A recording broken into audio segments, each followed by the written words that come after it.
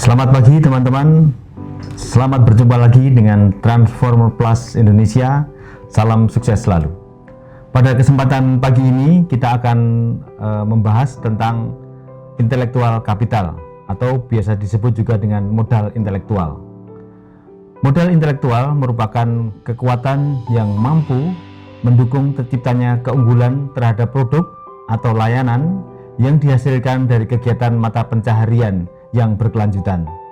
Biasanya modal intelektual berupa aspek-aspek yang non-tangible atau non-fisikal. Pada umumnya, lalu intelektual kapital banyak disandingkan dengan pengetahuan dan erat pula kaitannya dengan kapital-kapital yang lain seperti human capital, social capital. Kemudian, komponen-komponen yang penting kalau kita berbicara mengenai intelektual kapital antara lain mencakup kekayaan atau aset intelektual seperti hak paten, hak cipta, perangkat lunak, dan juga lisensi.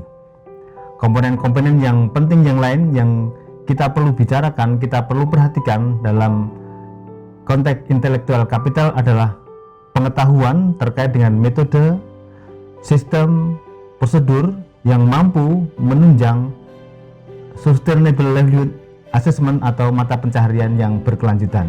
Komponen-komponen lain yang perlu kita perhatikan apabila kita berbicara tentang intelektual kapital adalah tentang reputasi komunitas atau kehandalan brand.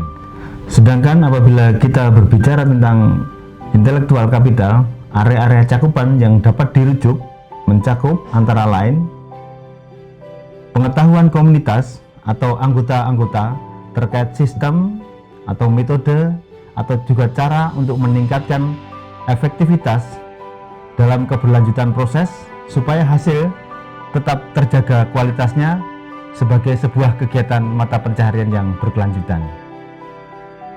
Proses berikut yang perlu diperhatikan juga adalah bagaimana kita mengkalibrasi cara atau metode agar selalu relevan dan up to date di setiap zamannya. Hal lain juga yang perlu diperhatikan adalah bagaimana cara kita mendiseminasikan metode atau proses secara baik kepada komunitas yang ada di sekitar kita. Hal lain terkait dengan intelektual kapital yang perlu kita perhatikan adalah mengenai lisensi yang dimiliki komunitas terkait dengan produk atau layanan yang dihasilkan. Apakah sebuah komunitas sudah memiliki lisensi-lisensi tertentu atau perizinan-perizinan yang dapat digunakan untuk meningkatkan layanan maupun produksinya.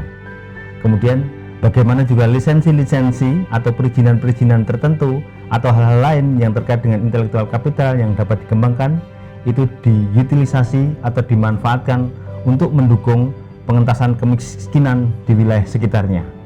Sedangkan yang terakhir adalah bagaimana positioning komunitas dalam koordinasi dengan unsur-unsur atau tokoh-tokoh kunci penunjang mata pencaharian di sekitar mereka.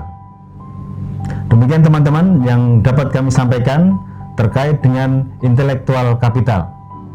Semoga pemahaman ini membantu kita untuk meningkatkan intelektual kapital kita untuk membangun masyarakat mengentaskan kemiskinan di sekitar kita.